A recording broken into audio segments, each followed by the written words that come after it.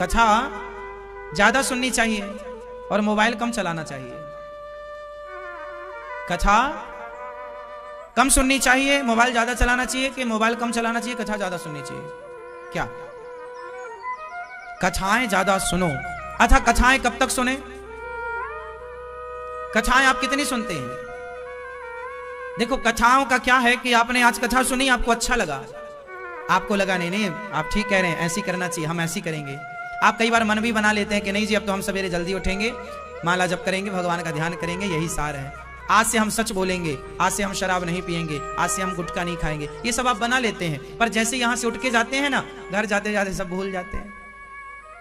अभी आप 7 दिन यहां हो ना, अच्छा लगेगा आपको, आप सब कहेंगे हाँ आप ठीक कह रहे हैं, अब से हम ऐसी करेंगे जैसा आप कह रहे हैं, लेकिन घर जाते जाते आपका सब बह जाएगा। ऐसा क्यों होता है?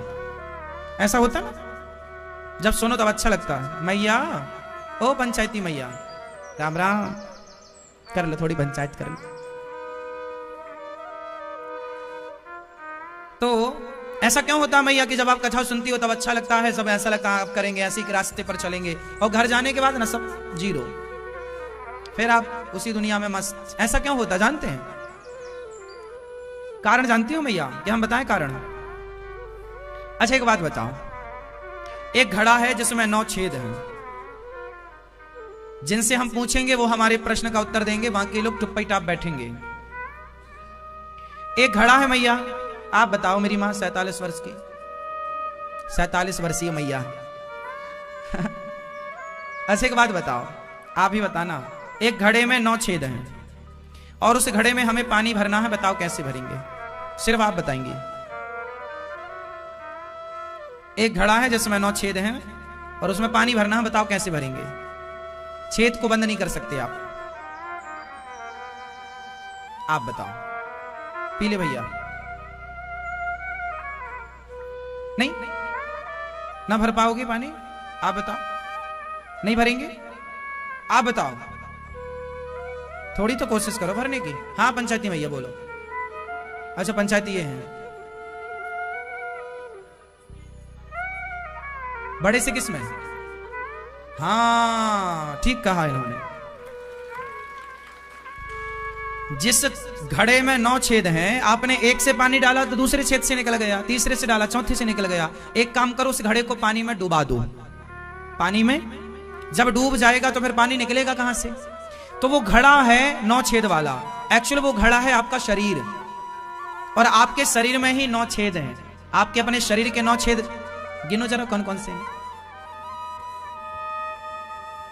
हम सबके शरीर में कितने छेद होते हैं? बोलो मेरी मां। 9 द्वारे पुरे देही, 9 छेद होते हैं। 2 आंख, बोलो हाँ।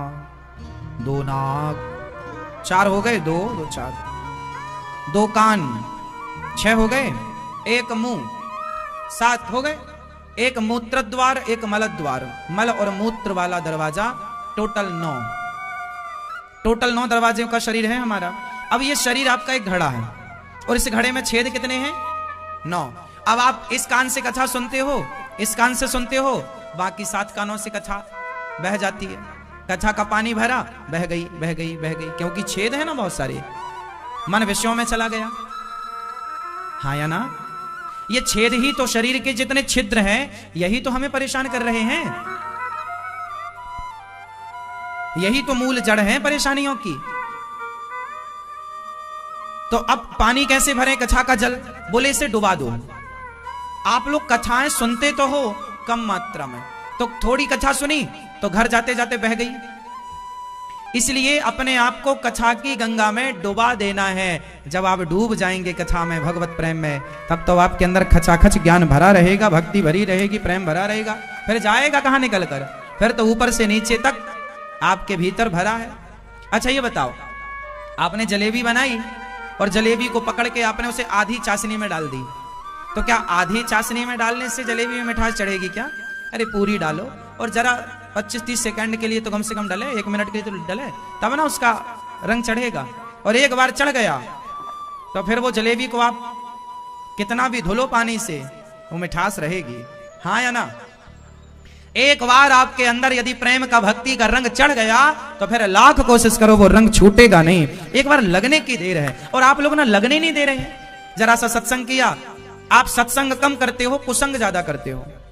तो जो ज्यादा है असर तो उसका चढ़ेगा, रंग तो उसका ना चढ़ेगा। मेरी माँ, आप लोगों ने सारी जिंदगी में पहली बार, आप में से कुछ लोग भागवत सुन रहे हैं, अब सारी जिंदगी में पहली बार भागवत सुनोगे और सारी जिंदगी भर का कुसंग किया और एक दिन सत्संग किया, तो एक दिन का सत्संग वो फीका पड़ जाएगा ना, कुसंग ज्यादा है। इसलिए सत्संग की मात्रा ज्यादा, नेगेटिविटी को कम करने के लिए पॉजिटिविटी ज्यादा, नकारात्मकता को खत्म करने के लिए सकारात्मकता ज्यादा। लोग डिप्रेस क्यों होते हैं, डिप्रेशन में क्यों जाते हैं? क्योंकि उनके जीवन में सत्संग नहीं है, कथाएं नहीं है, पॉजिटिविटी नहीं है, सिर्फ नेगेटिविटी है। अरे हम तो कुछ नहीं कर सकते, हम तो परेशान हैं, हम पर तो कर्जा हो गया, अरे अब तो कुछ हो नहीं सकता। ऐसे आदमी जब नेगेटिव ही नेगेटिव सोचता है, अरे हमारी तो पत्नी अच्छी नहीं, पति अच्छा नहीं, बच्चे अच्छे नहीं, ये सब आदमी जब नेगेटिव हमारा तो दोस्त साथ नहीं देते, हमारा तो पिता साथ नहीं देता, हमारी तो माँ साथ नहीं देती, हमारा तो ये साथ नहीं देता, जब आप केवल नेगेटिव सोचते हैं तो डिप्रेशन में चले जाते हैं। क्योंकि देखो, गिलास है वही, चाहे उसे शराब से भर लो, चाहे उसे दूध से भर लो। अब आपका जो दिमाग है वो एक गिलास है, चाहे उसे नेगेटिविटी से भर लो, चाहे पॉजिटिविटी से भर लो। जो पॉजिटिविटी से भर जाते हैं वो हैप्पी रहते हैं, खुश रहते हैं, और जो नेगेटिविटी से भरे हैं वो हर जगह परेशान है। तो जीवन में जो अशांति है, जो दुख है, उसका मूल कारण है कि व्यक्ति व्यर्थ में ही उल्टा सोचता है, चिंतित रहता है। इसलिए आप लोग ना भगवान के आश्रित रहा करो और निश्चिंत रहा करो। अच्छा ये बताओ, आपके चाहने से क्या होता है? सब लोगों से मेरा प्रश्न है, आपके चाहने से क्या होता? भैया आप पी ले, भैया आपके चाहने से क्या होता? कुछ होता है?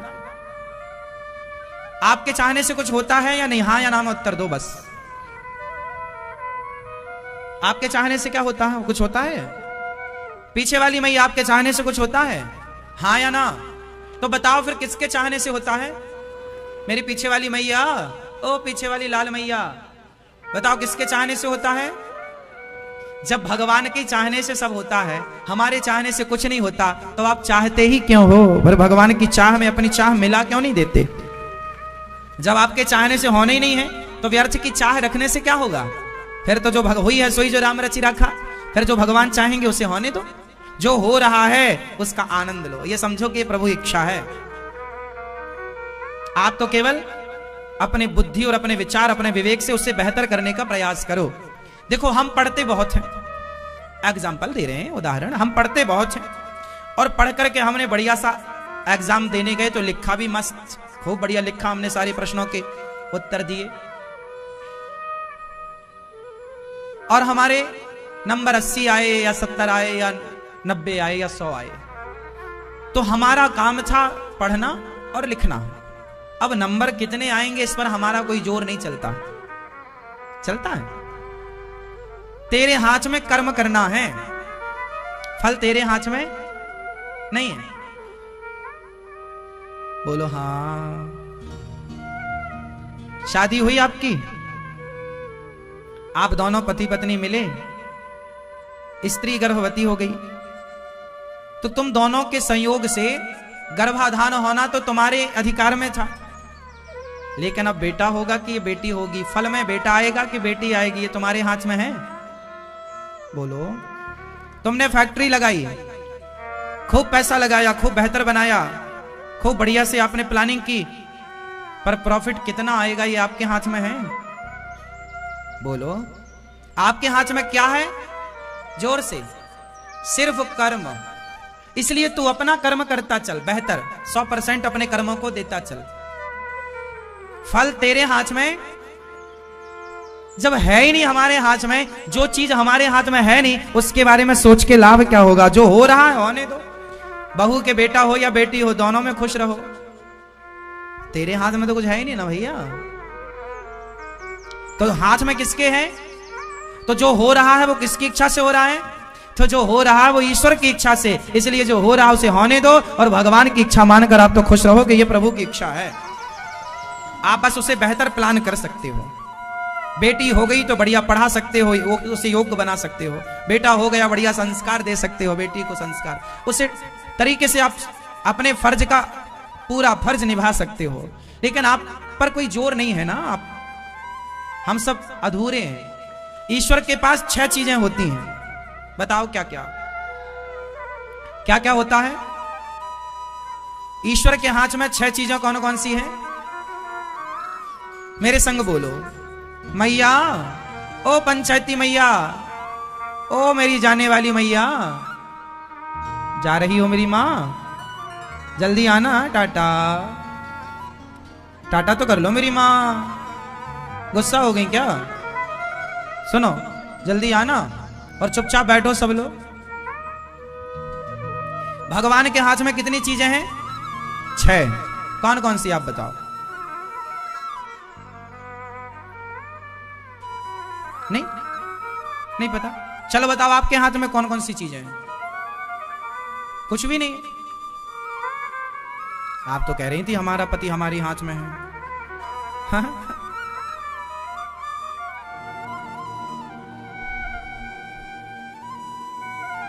हम भगवान के हाथ में 6 चीजें हैं, गिनो। पहले हानि, बोलो हानि, गिनते चलो उंगलियों में। हानि, लाभ, जीवन, मरण, यश, अपयश।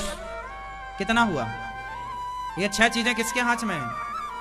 हानि कितनी होगी हमारी, लाभ कितना होगा, ये ईश्वर के हाथ में। तेरे हाथ में कर्म है भैया, हानि लाभ तो ईश्वर के। जीवन और मरण, हम कब जन्म लेंगे कब मरेंगे ये हमारे हाथ में नहीं है। बोलो। ईश्वर ने जो माँ बाप दे दिए आपको, आप बदल नहीं सकते। जहां आपको जन्म दे दिया आप बदल नहीं सकते। इसके हाथ में था तो उसने भेज दिया। अब कब मरोगे ये आप तय नहीं करोगे। आप कितना भी जहर खाओ, सल्फास खाओ, फांसी लगाओ, मौत नहीं है तो फिर भी बच जाओगे, और आ गई तो खड़े खड़े निपट जाओगे। बोलो हाँ। तो हानि लाभ और जीवन मरण किसके हाथ में?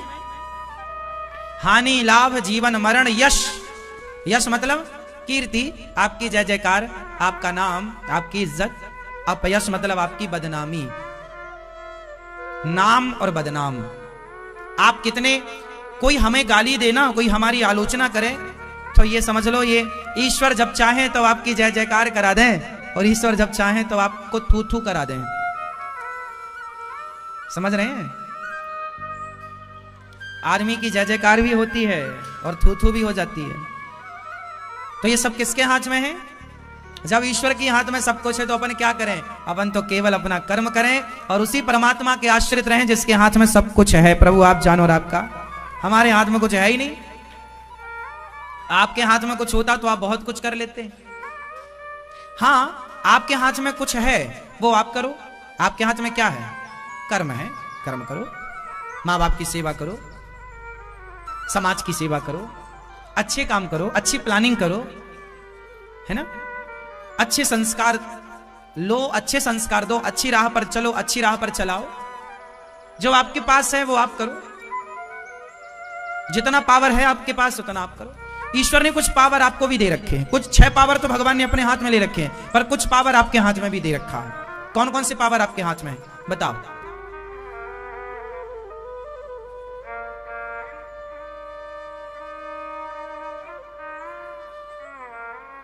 बोलो जल्दी से। 6 पावर ईश्वर के हाथ में है। आपके हाथ में कितने पावर हैं? 1। कौन सा? कर्म करना। ठीक है, कर्म तो है मेरी मां, फिर भी और पावर है आपके पास। बताओ क्या? बैठे बैठे देखो, हमारे पास क्या पावर है वो समझो। हमारी आंखें देख सकती हैं, देखने का पावर। अब क्या देखना है? भगवान के चरण देखना है कि कुछ गलत चीज देखनी है? ईश्वर ने देखने का पावर तो आपको दे रखा है। अब देखना क्या है वो डिसीजन आप लेंगे अपनी बुद्धि और अपने विवेक से। आपके पास दूसरा पावर है सुनने का। सुन सकते हैं आप, अब भगवान का नाम सुने, कथा सुने या मुन्नी बदनाम हुई ये सुन लें। सुनना तो कानों को ही है और ईश्वर ने पावर दे भी रखा है आपके पास। आप कथा भी सुन रहे हैं और शीला की जवानी भी आप सुन लेते हैं, तो आपके कानों को पावर है। अब इस पावर का यूज क्या करना है, आपको उपयोग क्या करना, वो आपके विवेक और बुद्धि पर निर्भर करता है। तो पहला पावर है आंखों के द्वारा देखने का, दूसरा पावर है कानों के द्वारा सुनने का, और तीसरा पावर है वाणी के द्वारा बोलने का। क्योंकि ये वाणी इतनी पावरफुल है कि ये वाणी महाभारत करा सकती है, ये वाणी बाग भी लगा सकती है और ये वाणी आग भी लगा सकती है। हाँ या ना? तो बताओ पावर है कि नहीं आपके पास? अपने को हल्के में ना समझ लेना, आप भी बहुत पावरफुल हैं। कुछ लोग बोल बोल के आग लगा देते हैं और कुछ लोग बोल बोल के बाग लगा देते हैं। बोलो हाँ या ना? तो बाग लगाना, आग लगाना ये वाणी का विषय है। तो ये पावर है कि नहीं? आंखों से देखने का पावर, कानों से सुनने का पावर और मुंह से बोलने का पावर है पावर आपके पास। अब ये तीनों पावर का यदि आपने उपयोग किया सही तो आपकी जय जयकार होगी। इसलिए तो कहते हैं बुरा मत देखो, बुरा मत बोलो, बुरा मत सुनो। 3 बंदर तो सुना होगा आपने। बुरा मत देखो, बुरा देखोगे तो नाश हो जाएगा। बताओ वो कौन था जिसने बुरा देखा और नाश हो गया? किसका नाश हुआ बुरा देखने से? जोर से क्या देखा रावण ने? बोलो। बुरा देखोगे नाश हो जाएगा। द्रौपदी की साड़ी उतर रही थी तो ये सभा में लोग बैठे क्या देखना चाह रहे थे? निर्वस्त्र बदन। शर्म होती तो उठ के चले ना जाते? बोलो हाँ। चलो, दुशासन द्रौपदी की साड़ी खींच रहा था, दुर्योधन बैठा था क्योंकि वो तो ढीठ था ही। पर उस सभा में पितामह क्या कर रहे थे? गुरु द्रोणाचार्य क्या कर रहे थे? इनके पास तो रोकने का पावर भी था। यदि रोक ना पाए तो उठ के चले ही जाते कि यार बहू के निर्वस्त्र शरीर को क्या देखना। या तो ताकत है तो रोको, या तो बल है तो जोर से रोको, और बल नहीं है तो देखो मत। हाँ या ना? नीति तो यही कहती है कि पावर है तो गलत को रोको, वरना उस गलत को देखो भी मत। हाँ या ना? तो वहां पर जितने लोग थे, एक स्त्री के शरीर को निर्वस्त्र कौन देख सकता है? द्रौपदी जैसी स्त्री के शरीर को निर्वस्त्र देखने की इजाजत किसके पास थी? एक स्त्री को केवल उसका पति देख सकता है। और ये सभा में जितने बैठे थे पांडवों के अतिरिक्त वो तो सब द्रौपदी के या तो देवर लग रहे थे, या तो बड़े जेठ लग रहे थे, या तो ससुर लग रहे थे, या और अन्य रिश्ते थे। इन्हें तो अधिकार नहीं था ना। पर ये सब बैठे थे चुपचाप, एक भी नहीं उठा। विदुर जी उठे और विदुर जी निकल गए, बोले मैं नहीं देखूंगा। विदुर जी निकल गए, बाकी सब बैठे रहे। तो क्या हुआ? दुर्योधन लोगों ने देखना चाहा एक स्त्री का निर्वस्त्र शरीर। आंखें हैं तो क्या ये गलत चीजें देखोगे? और देखोगे तो नाश। आंखों पर कंट्रोल करो साहब। आंखें देखना चाहती हैं, सब ना देख लेना, वरना नाश भी होता है। बताओ दुर्योधन जैसे लोगों का नाश किसके कारण हुआ? इनके अंदर। अब ये दुशासन से क्यों बोला कि कपड़े उतार दो? कपड़े उतार के क्या देखना चाहता है? ये निर्वस्त्र शरीर ही तो देखना चाहता है। तो पूरी घटना देखने से तो स्टार्ट हुई है। महाभारत क्यों हुआ? देखने के चक्कर में। देख लो, नाश हो गया। बुरा मत देखो, भला देखो, अच्छा देखो। समझ में आ रही है बात? क्या नहीं देखेंगे? जोर से। बुरा मत देखो।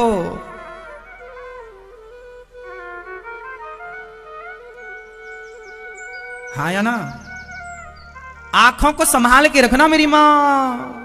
ये पूरा रावण का नाश किसके कारण हुआ? इन आंखों के कारण। रावण की बहन ने सीता मैया को देख लिया। क्या नाम था रावण की बहन का, आप बताओ? शूर्पणखा। आप जानते हैं? आपके पड़ोस की है क्या? सूर्पनखा ने सीता मैया को देखा और आकर रावण से बोला, ओहो रावण, वो सीता है ना, राम की पत्नी, वो तेरे लायक है। अब रावण की बुद्धि भी भ्रष्ट हो गई कि अपनी बहन की बात मान गया और सीता मैया को देखने गया रावण के, मैं भी तो देखूं। और जब देखा तो सीता मैया तो बहुत सुंदर थी, तो देखा तो उसका मन हुआ कि चलो चुरा लेते हैं, इसे लंका में रखते हैं। तो पूरी विवाद की जड़ क्या है? बोलो हाँ, आंखें हैं या नहीं? इसलिए साहब आंखों को जरा संभाल के रखा करो। इसलिए कहते हैं आंखों में शर्म होनी चाहिए। आंखों में क्या होनी चाहिए? यदि आंखें बेशर्म हो गई तो नाश कर देंगी ये आंखें। पावर आपके पास भी है, हल्के में ना लेना। आंखों से वो मत देखो जो देखने योग्य नहीं है, वही देखो जो देखने योग्य है। तो आंखों से बुरा देखना, बुरा मत देखो, बुरा मत बोलो, बुरा मत जोर से बताओ। किसने बुरा बोला तो नाश हुआ? हाँ, किसने बुरा बोला तो नाश हुआ? किसने बुरा बोला? किसने बुरा बोला? बुरा बोला द्रौपदी ने। क्या बोला? अंधों के अंधे होते हैं। इसलिए मेरी मां, आपकी जो जिह्वा है ना, आप दिन भर बोलती हो मेरी मां, दिन भर पड़ोसन से कटर कटर कटर कटर करती रहती हो। क्यों इतना बोलना है? कई बार तो आपके बोलने से झगड़ा हो जाता है। द्रौपदी के बोलने से महाभारत हो गया। शब्द संभाल के बोलिए, शब्दों में बड़ी जान होती है मेरी माँ। इन्हीं से आरती अरदास और अजान होती है मेरी माँ। यही समुद्र के वो मोती हैं जिससे इंसानों को पहचान होती है मेरी माँ। इसलिए शब्दों को जरा कुछ भी नहीं बोलना चाहिए। बोलो यदि पहले तुम तौलो फिर मुख को खोला करना, पुष्प नहीं बन सकते हो तो कांटे बनकर। तो आप लोग बोलने के पहले अपने शब्दों को तराजू में रखकर तौल लिया करो कि कितने वजनदार हैं। हाँ या ना? शब्दों से महाभारत होता है कि नहीं? भाई भाई का रिश्ता किसके कारण बिगड़ता है? अधिकांश शब्दों के कारण। देवरानी जेठानी का रिश्ता किसके कारण बिगड़ता है? जेठानी ने कुछ कह दिया, बहू देवरानी को बात लग गई, दिल में लग गई। लो हाँ? कई बातें अक्सर दिल में लग जाती है और कई बातें सामने वाला कह के भूल जाता है, पर सुनने वाला ना भूल नहीं पाता। इसलिए मेरी माँ, बुरा ना बोला करो। आप लोग बुरा बोलती हो अपनी जेठानी से? आप लोग बुरा बोलती हो देवरानी से? अच्छे से बोला करो, प्यार से, अच्छे शब्दों का चयन किया करो मेरी मां। कोई भी शब्द ना बोला करो। देखो, आप आटा से रोटी बनाती हो ना, तो आटे को पहले चालती हो ना चलनी से, हाँ या ना?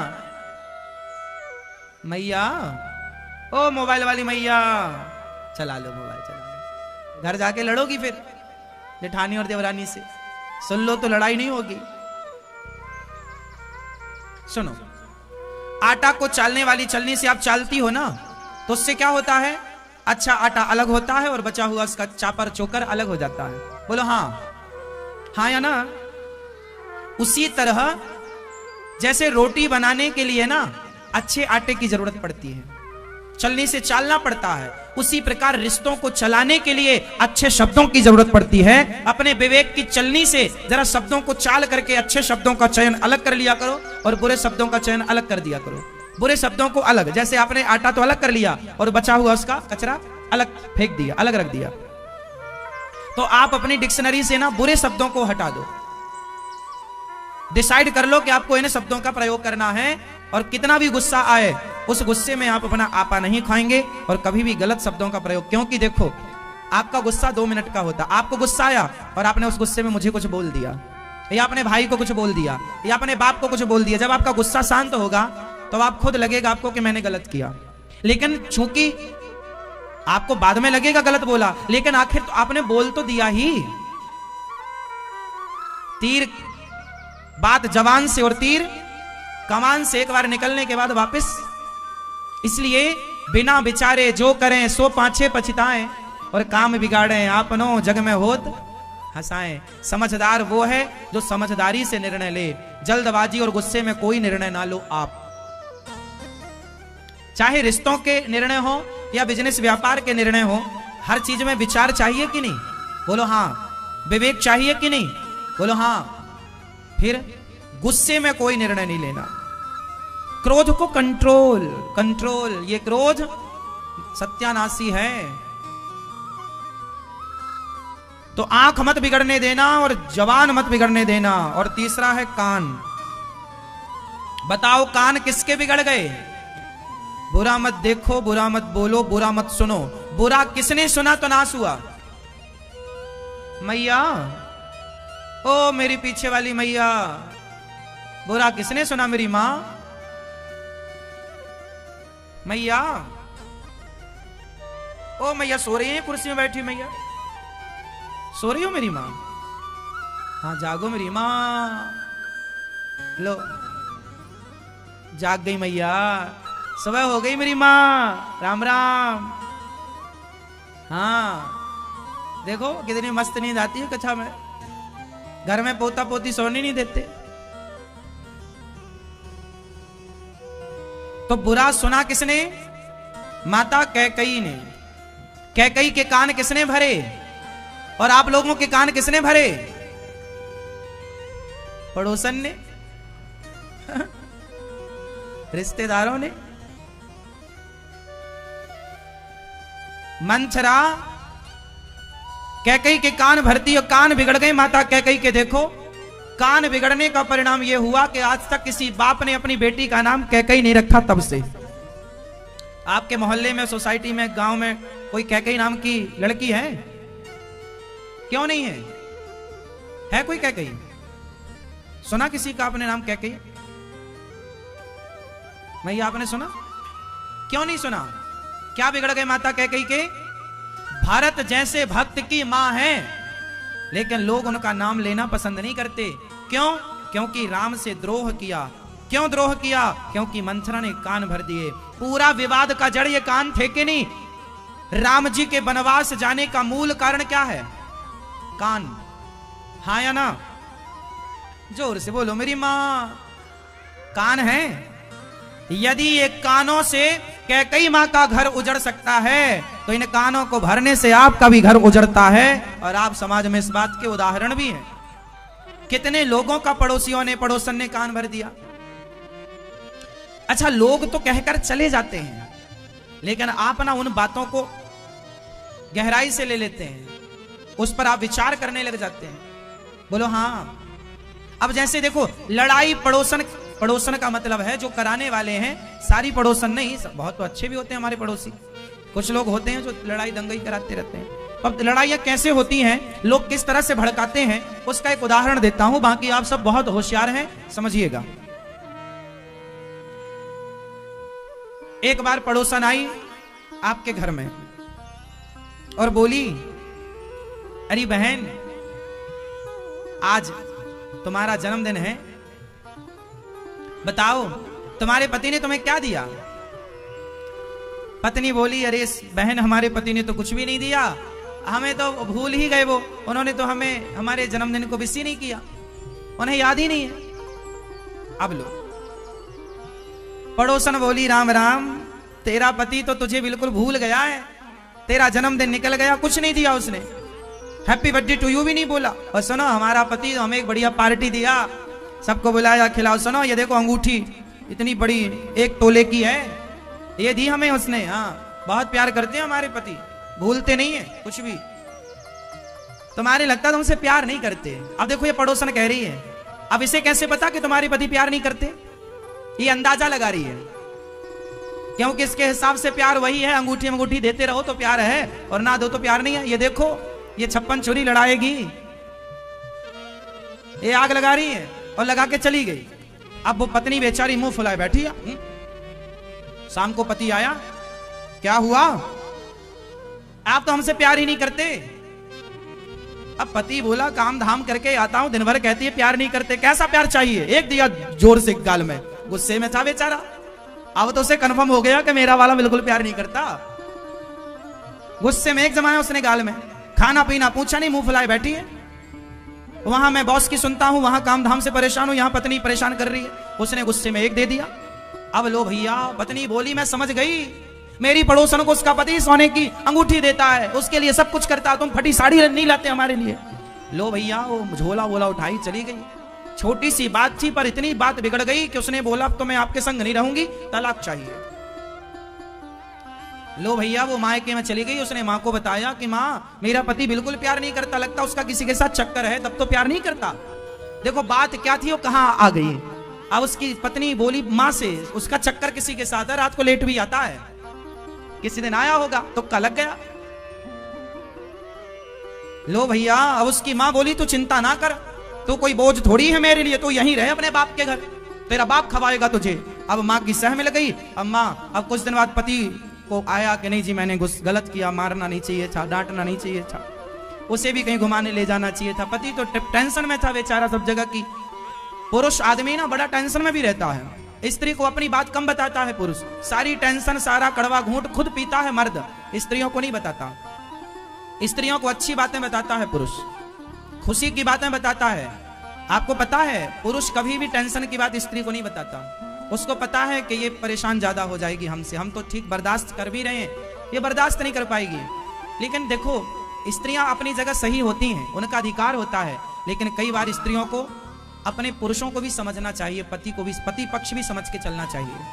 अब उसका जब गुस्सा ठंडा पड़ा उसने फोन लगाया पत्नी को।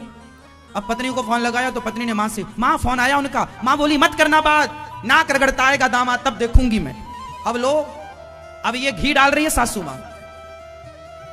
देखो हम आपको केवल ये बता रहे हैं कि वर्तमान में रिश्ते किस तरह से बिगड़ते हैं, और ये बिल्कुल आप कितने लोग इस बात से सहमत है किसी तरह से बिगड़ते हैं। देखो उन दोनों की लाइफ तो अच्छी चल रही थी पति पत्नी की, ये तीसरी कौन आ गई, ये अपनी बातें शेयर करके आ गई वहां, तो वो आग लगा के आ गई।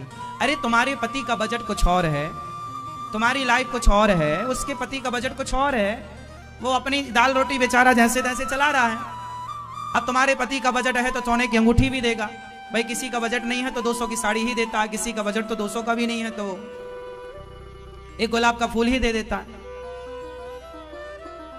तो सबसे सबकी तुलना नहीं होती कि आपका पति ऐसा है तो इसका पति भी ऐसा हो, नहीं, सबकी लाइफ अलग अलग है, सबकी जीवन शैली अलग अलग है, सबका अपना अपना बजट है, सबकी अपनी अपनी मजबूरियां हैं, सब एक से नहीं होते ना मेरी मां।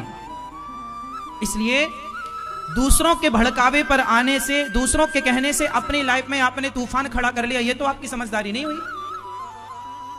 ठंडे दिमाग से आप एक बार पति से पूछ लो, पति भी थोड़ा समझे, पत्नी भी थोड़ा समझे, और रिश्तों को बहुत प्रेम से रखना चाहिए। और ये माँ बेटी आई ना तो माँ को लगता मैं सब खवा लूंगी, सब सारी जिंदगी, तुम मर जाओगी ना, तुम्हारी माँ मर जाएगी तो तुम्हारी भौजाई तुम्हें पेट भर रोटी देगी तो देने के पहले 10 ताने मारेगी। क्या वो ताने तुम बर्दाश्त कर पाओगी? स्त्री का भविष्य माँ के पास नहीं है, स्त्री का भविष्य तो पति के साथ है। पति के साथ रहने में आपकी शोभा है, शादी के बाद माँ के साथ रहने में आपकी शोभा नहीं है, पति के साथ रहने में आपकी शोभा है। माँ के साथ रहने में आपकी इज्जत नहीं है, पति के साथ रहने में आपकी इज्जत है। इसलिए यदि घर गृहस्थी बिगड़ी है तो उसे बनाओ, बिगड़ी को और ना बिगाड़ो। तो छोटी छोटी बातें बहुत मायने करती हैं, कान भरना बहुत बड़ी समस्या खड़ा कर सकता है। इसलिए आपको मैंने 3 बातें सिखाई आज कि बुरा मत देखना, बुरा मत बोलना और बुरा मत। यदि आप इन तीनों से बचे तो आप सुखी रहेंगे यहां भी और सुखी रहेंगे वहां भी, लोक परलोक दोनों संवर जाएगा। और तीनों में किसी एक के चक्कर में पड़ गए तो सर्वनाश निश्चित है। इतिहास से जो नहीं सीखता वो सबसे बड़ा मूर्ख है। इतिहास में हर घटना लिखी हुई है कि ऐसा करने से कैसा हुआ, किसके साथ हुआ, सब आपके सामने एग्जाम्पल है, सीख लो। और ये घटनाएं आपके जीवन में ना दोहराई जाएं, ना घटें, इसके लिए सावधान रहो।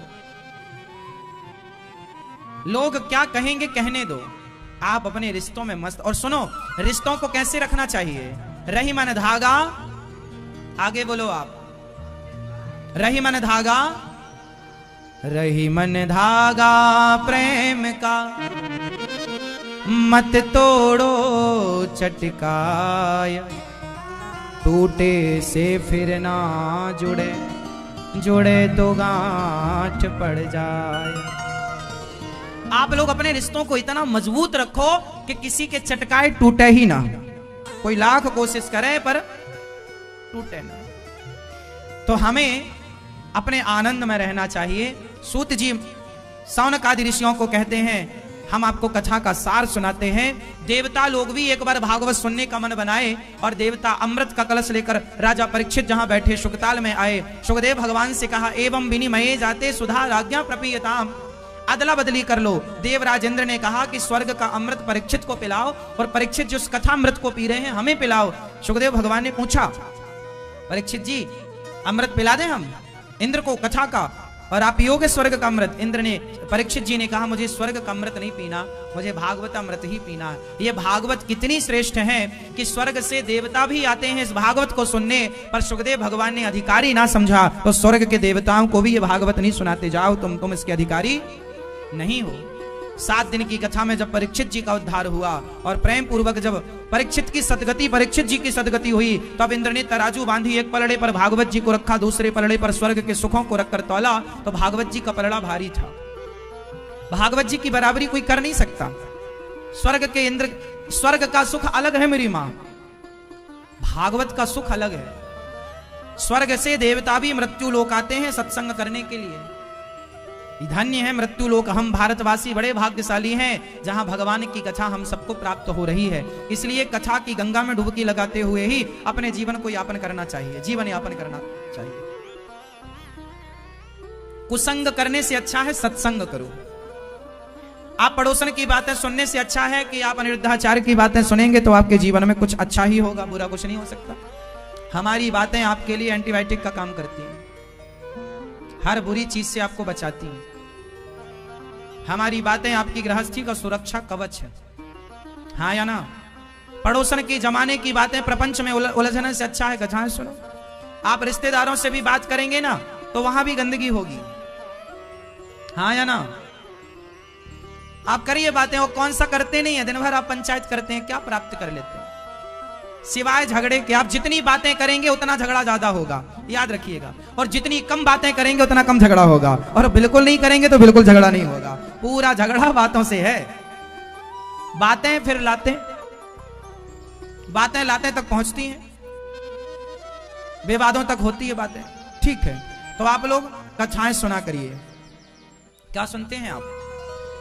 व्यथा की कथा सुना करो और खुश रहा करो।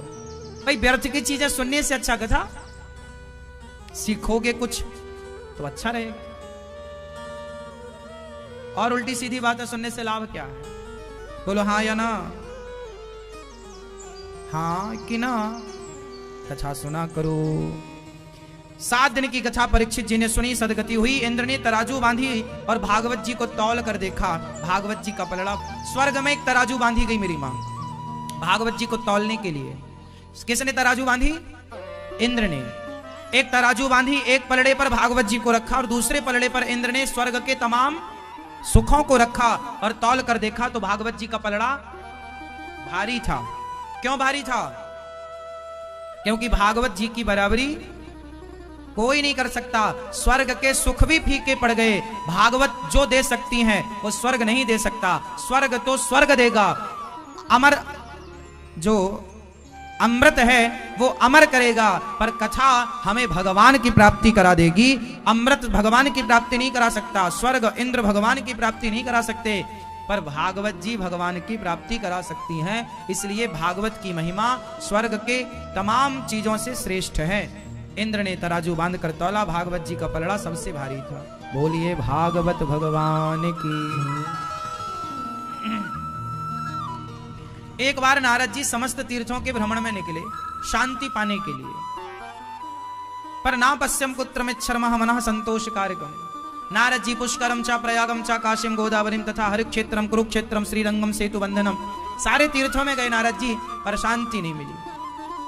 नारद जी कहां गए? क्या देखा? सत्यम नास्ति तपः शौचम दयादानम न विद्यते उदरम भरिणो जीवा वराकाह कूटभाषिणः। नारद जी ने देखा सारे जगह सिवाय गलतियों के कुछ नहीं है। सत्यम नास्ति, ये कौन सा युग चल रहा है? जोर से, कलयुग। इस युग में क्या नहीं है? धर्म के कितने पांव हैं? धर्म के कितने पांव हैं? धर्म के कितने चरण होते हैं? कौन भैया कितने पांव? आप बताओ। धर्म के कितने चरण? 4। धर्म के कितने पांव होते हैं? थोड़ा बोलो मेरी माँ। हम बुलवाते इसलिए हैं ताकि याद होता चले आपको, घर जाते जाते भूल ना जाए, लेकिन आप बहुत कंजूस है, बोलते भी नहीं है ना। थोड़ा बोलो, जो हम बुलवा रहे हैं वो बोलो, जो दुनिया बुलवाती है वो तो खूब बोलते हो आप। धर्म के कितने चरण हैं? कौन कौन से?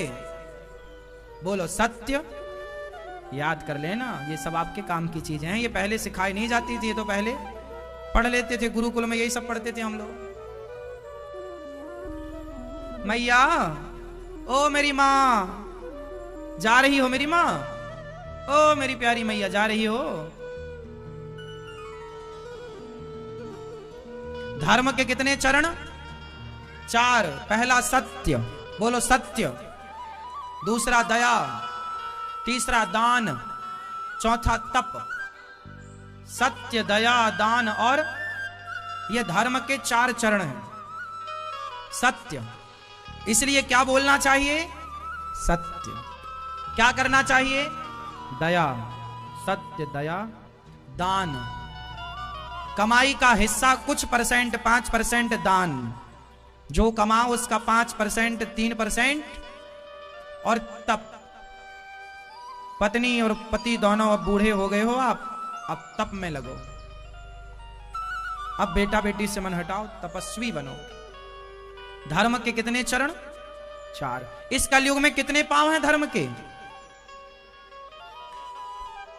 सतयुग में धर्म के 4 चरण होते हैं। सत्य भी होता है, दया भी होती है, दान भी होता है, तप भी होता है। त्रेता में 3 पांव रह जाते हैं, द्वापर में 2 पांव रह जाते हैं, और कलयुग में 3 पांव टूट गए। धर्म के 1 पांव पर धर्म टिका हुआ। बताओ कलयुग में कलयुग में क्या बचा है? धर्म का कौन सा चरण बचा है? मैया, कौन सा बचा है मेरी मां? हाँ, क्या सत्य बचा? ना, कलयुग में सत्य बोलने वाले कहीं होंगे, इक्का दुक्का। आज के जमाने में भला सत्य बोलने वाले बच्चे कम हैं।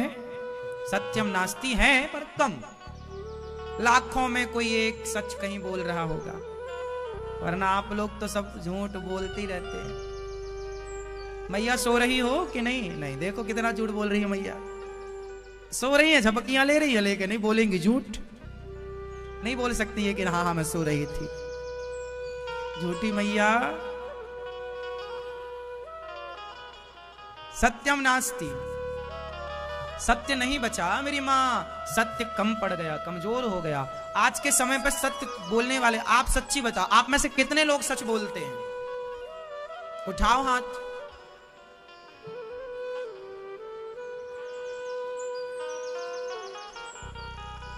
देख लो, और किसी को क्या देखना, अपने को देख लो।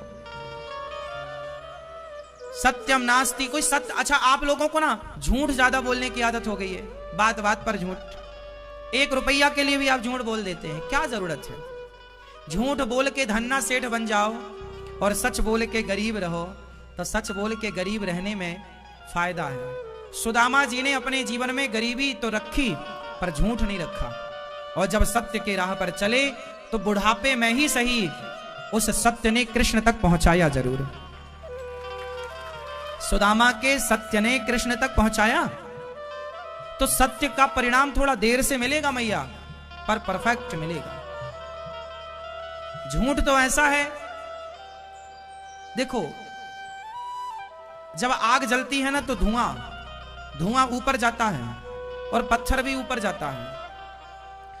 धुआं भी ऊपर जाता है, पत्थर भी ऊपर जाता है, पर कौन नीचे आता है, कौन नीचे नहीं आता? उत्तर दो आप। नीचे कौन आता है वापस? हाँ, पत्थर। धुआं आता है? बोलो। पत्थर जितनी तेजी से ऊपर जाता है उतनी तेजी से नीचे आ, बल्कि और तेजी से। उसी तरह जो झूठा है वो झूठ आपको तेजी से ऊपर तो ले जाएगा, पर जिस तेजी से आप ऊपर गए उसी तेजी से ये झूठ है। और सच जो है वो धुएं की तरह आपको धीरे धीरे ऊपर ले जाएगा, लेकिन इतने शिखर में ले जाकर बिठाल देगा कि आप फिर नीचे आने की संभावना नहीं है आपके लिए। आप ऊपर जाएंगे, नीचे नहीं। आपकी उन्नति तो होगी, आप ऊपर की तरफ तो जाएंगे, तरक्की तो करेंगे, पर आपका पतन नहीं होगा। इसलिए सत्य। अच्छा, भगवान कृष्ण ने किनका साथ दिया? सत्य का कि झूठ का? तो फिर आप सत्य के साथ क्यों नहीं रहते? अब आप दिन भर पूजा करो, श्री कृष्ण गोविंद हरे मुरारी हे नाथ नारायण वासु, और झूठ बोलो। आजकल लोगों को पूजा का फल क्यों नहीं मिल रहा है? भक्ति का फल क्यों नहीं मिल रहा है? क्योंकि आजकल के लोग झूठ बहुत बोल रहे हैं। मैया, हाँ कर लो, पंचायत कर लो, कोई दिक्कत थोड़ी है। हाँ करो पंचायत। तो झूठ हम लोग बहुत बोलते हैं। तो आज से हमें ये प्रतिज्ञा करनी है कि हम गरीब रहेंगे पर झूठ नहीं बोलेंगे। झूठ बोल के धन्ना सेठ बन भी गए तो क्या करोगे उस धन्ना सेठी का? मैया, सत्य बोलना है मेरी मैया, बच्चों को सत्यवादी बनाओ। अच्छा ये बताओ, संसार में सत्य है कि नहीं है? है। कितनी मात्रा में है? जोर से। अच्छा मैया एक बात बताएं, कोई कितना भी झूठ बोले बोलने दो, आप तो झूठ मत बोलो। यदि आप भी झूठ बोलेंगे तो सच की उम्मीद किससे की जाएगी? सवाल मेरा आपसे है कि यदि सब झूठ बोलेंगे तो बताओ सच कहां जाएगा? सच को कौन धारण करेगा? सच तो मर जाएगा ना मेरी मां। तो क्या सच को मरने दें? अरे जमाना कितना भी झूठ बोले मेरी मां, तो बोलने दो आप। ये पृथ्वी किन पर टिकी है? 99 लोग झूठे हैं, उन 99 के बल पर पृथ्वी नहीं टिकी, बल्कि जो एक सत्यवादी है उस एक के बल पर यह धरती टिकी हुई है। तो जमाना क्या कर रहा है हमें कोई फर्क नहीं पड़ता। हम क्या कर रहे हैं हमें इससे मतलब होना चाहिए। हम जमाने के ठेकेदार नहीं हैं, हम तो अपना ठेका लें। अच्छा एक बात बताओ, जब भरत जी को राजा बनाने की बात वशिष्ठ जी ने कही, जब राम जी वनवास चले गए और 14 वर्ष के लिए राम वनवास, और दशरथ जी की मृत्यु हो चुकी, मैया सावधान रहो, शांत रहो, चुपचाप रहो। मैया बैठ जाओ मेरी माँ, मैया बैठ जाओ, वहीं बैठ जाओ, शांति सुनो, जहां हो वहीं सुनो, आवाज सब जगह आ रही होगी, सुनो। बहुत बढ़िया आपको हम बात सुना रहे हैं, समझने की है, समझो, है ना मैया? ओ मेरी माँ, जा रही हो मेरी मैया? टाटा, जल्दी आना। सुनो, जब राम जी वनवास गए और दशरथ जी की मृत्यु हुई, तब भरत जी आए ननिहाल से। तो भरत जी जब आए ना, तो गुरु वशिष्ठ जी ने भरत जी को बुलाया, सभा लगी, और भरत जी ने, वशिष्ठ जी ने प्रस्ताव रखा कि भैया भरत, पिता की 2 आज्ञा थी, एक बड़े पुत्र को माननी थी तो उन्होंने तो मान ली, 14 वर्ष का वनवास। दूसरी आज्ञा आपको माननी है, आपको अयोध्या का राजा बनना है। अब एक काम करो भरत कि आप अयोध्या के राजा बन जाओ। भरत जी रोने लगे मेरी मां। भरत जी रोते रोते बोले कि यदि मैं अयोध्या का राजा बन गया, हे गुरुदेव, यदि मैं इस अयोध्या का राजा बन गया तो ये पृथ्वी रसातल में चली जाएगी, ये पृथ्वी पानी में डूब जाएगी।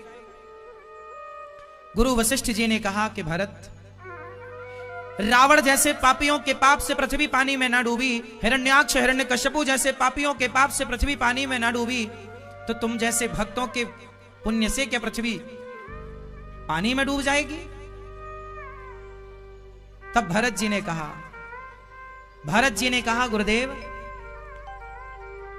इस पृथ्वी को सत्य की उम्मीद, दया की उम्मीद हिरण्याक्ष हिरण्यकश्यपु और रावण जैसों से नहीं है।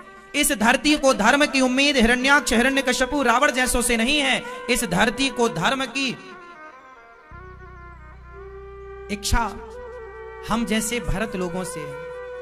यदि हम जैसे भरत जैसे लोगों ने, हम जैसे रघुवंशियों ने यदि अपने भाई को वनवास भेजकर उस भाई की सत्ता को हथिया लिया, तो ये पृथ्वी किसके बल से रहेगी?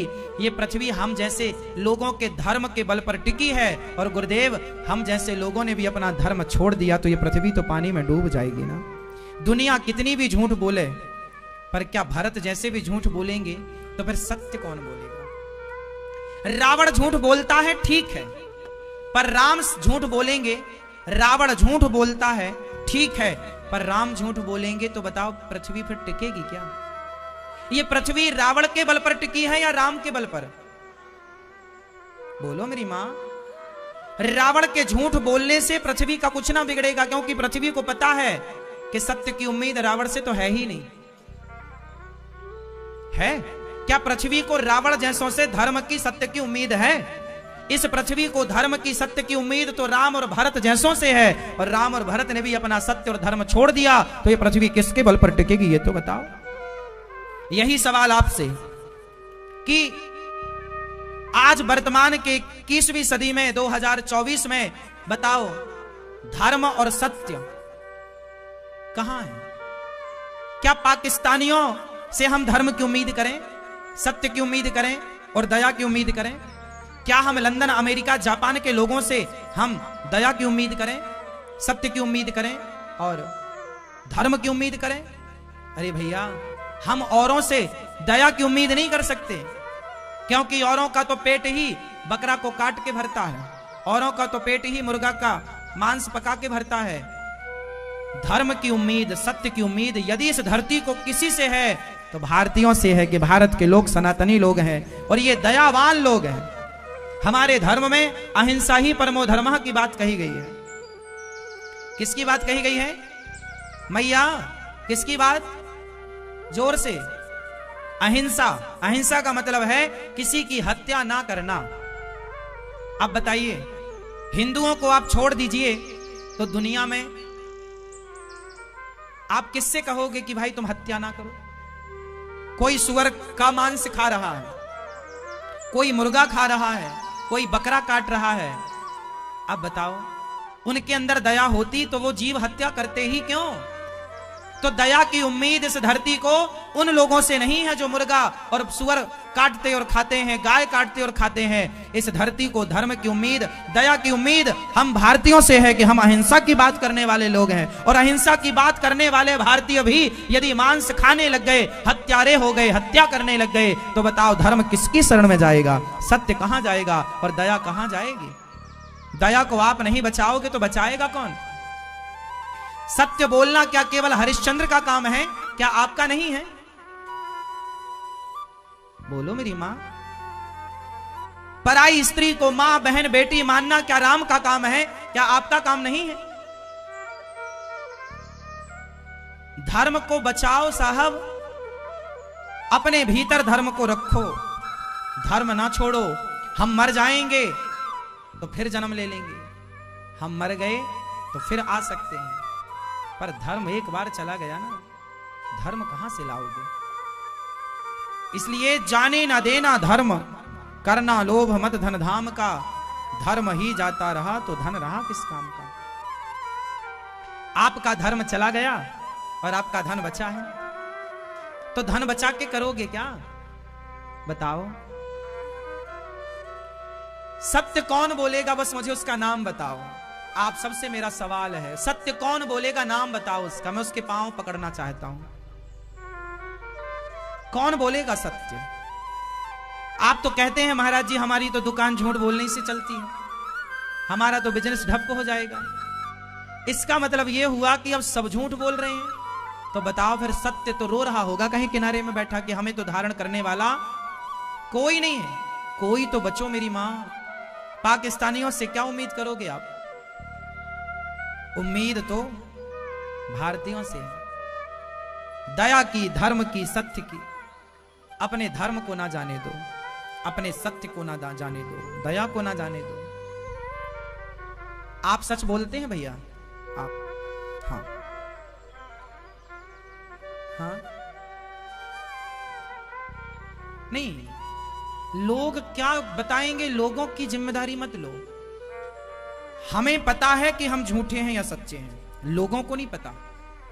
लोग तो आपके बाहरी व्यवहार को जानते हैं, भीतर की बात तो आप ही जानते हैं। आपसे बेहतर आपको कोई नहीं जानता। आपकी पत्नी भी आपको नहीं जानती आपसे बेहतर, आपका पति भी आपको नहीं जानता आपसे बेहतर। आप जमाने से झूठ बोल सकते हैं, क्या स्वयं से झूठ बोल सकते हैं? क्या खुद से झूठ बोल सकते हैं? एक बार अपने से पूछकर बताओ, क्या आप सत्य की राह पर चल रहे हो? यदि चल रहे हो तो हम आपको प्रणाम करते हैं, और नहीं चल रहे हो तो देखो सत्य ना छोड़ो। 56 भोग खाने की जरूरत नहीं है साहब, हमें हलवा पूड़ी का शौक नहीं है, हम तो नमक रोटी में खुश हैं। हमें बेईमानी के 56 भोग से कोई मतलब नहीं, हम तो ईमानदारी की नमक रोटी में खुश हैं। कमाओ पैसा ईमानदारी से कमाओ, करो बिजनेस ईमानदारी से करो। क्या ईमानदारी से बिजनेस नहीं हो सकता? हो सकता है। क्या ईमानदारी से आपकी दुकान नहीं चल सकती? चल सकती है। तुम ठान तो लो। सत्य हरिश्चंद्र ही नहीं, हम सबको हरिश्चंद्र की राह पर चलना है, हम सबको राम जी की राह पर चलना है। राम की राह पर ना चले तो फिर राम के होने का अर्थ क्या रहा? आप और हम राम के अनुयायी हैं। राम मंदिर बना, किस किस को खुशी हुई? तो आप सब राम जी के अनुयायी हो। हम सब राम जी के कौन हैं? अब ध्यान से सुनो, हम सब राम जी के कौन हैं? अनुयायी हैं। हम सब राम जी को मानने वाले हैं, हाँ या ना? उत्तर देना। हम सब राम जी को मानने वाले हैं, उत्तर देना। हम सब राम को मानने वाले तो हैं, क्या हम राम की मानने वाले हैं? राम को मानना और राम की मानना दोनों बातें अलग अलग हैं। आज राम को मानने वाले लोग तो हैं, पर राम की मानने वाले लोग कम हैं। राम का आदर्श पिता की आज्ञा, भाई के साथ न्याय। राम ने भाई के साथ अन्याय किया कि न्याय? हाँ, जोर से, न्याय। भगवान ने भरत जी के लिए, माँ ने कहा कि मेरा बेटा राजा बनेगा। हाँ माँ, तो आपका बेटा राजा बन जाए, मैं चला बनवास। कौन होगा कि अपना अधिकार छोड़ दे और भाई को दे दे, और अयोध्या जैसी संपत्ति? रावण के सामने एक स्त्री आई तो चुरा कर ले आया, और राम के सामने सूपनखा आई तो राम जी ने सूपनखा को देखा तक नहीं। पराई नारी को राम जी ने कभी आंख उठाकर नहीं देखा।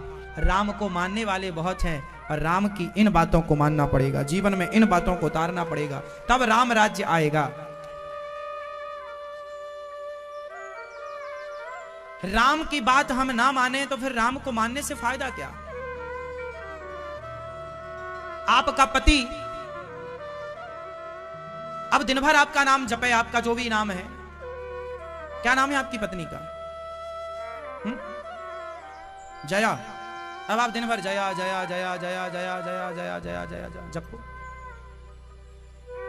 लेकिन आप दिन भर जया जया जपो, लेकिन जया बोले, पत्नी बोले, सुनो थोड़ा यहां आओ, हमसे बात कर लो, हमारी ये पीड़ा है, हमारा ये दर्द है, थोड़ा सुन लो। आप उसकी कोई बात ना सुने और नाम उसका जपें, जया जया जया जया, तो नाम जपने से आपकी पत्नी खुश हो जाएगी? बोलो। पत्नी का नाम जपना और पत्नी की सुनना।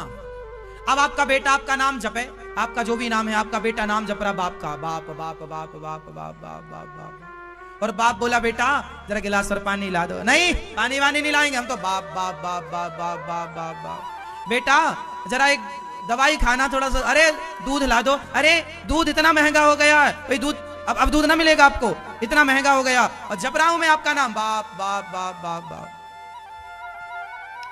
तो बाप बाप जपने से काम होगा कि बाप की मानने से काम होगा? जोर से, जोर से।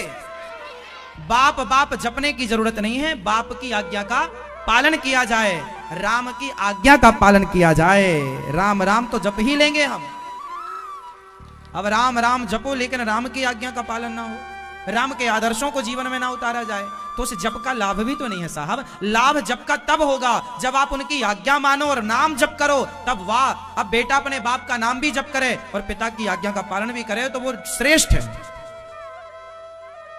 हाँ या ना? इसलिए राम जिस राह पर चले उस राह पर हमें चलना होगा, तब जीवन में परिवर्तन होगा। तो आज से कितने लोग ये विचार करने पर अपने आप को विवश करेंगे और आज से आप ये प्रतिज्ञा करेंगे कि हमें सदा सत्य के राह पर चलना है। झूठ बोलना पाप है, नदी किनारे सबको पता है फिर भी बोलते हो, इसलिए तो परेशान हो।